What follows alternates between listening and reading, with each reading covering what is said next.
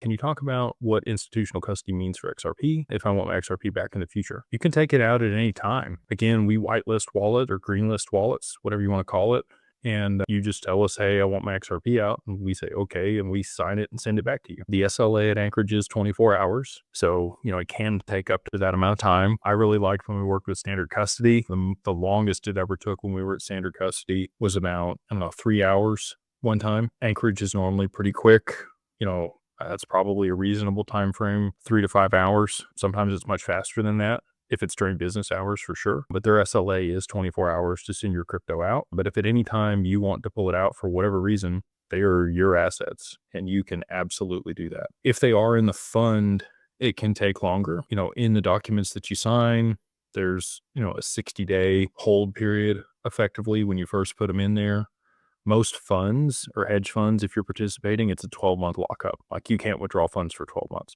So we're much more reasonable and flexible than that. If there is a situation where you really have to have them and, you didn't disclose it to your financial advisor, that could be a problem. They're going to help you mitigate that risk. They're probably going to advise you not to put all of your assets into the fund. But if you chose to do so, irrespective of their commentary, and you needed them back like immediately, I think we've got it done in as little as like 100 hours.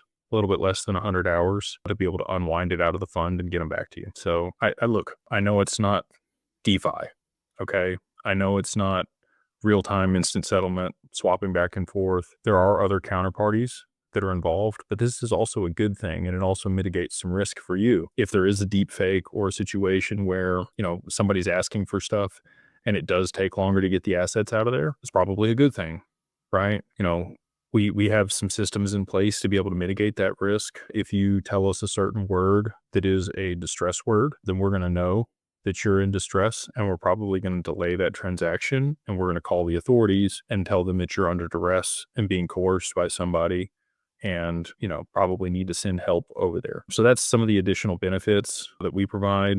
I know it's not like as fast as a Zaman wallet, but that's also some of the additional benefit that we provide because it's not as fast and there is a little bit of friction there. I think you would probably want it that way. So anyway, it's a give and take. It's the best solution that's out there, in my opinion, as things sit today, but we will, continue to iterate upon that. And as we add additional friction to make sure that there's verifications for people, we can probably, increase that time. And we're going to continue to work on Anchorage because they are, at the end of the day, the institutional custodian, and it is their SLA that we operate under.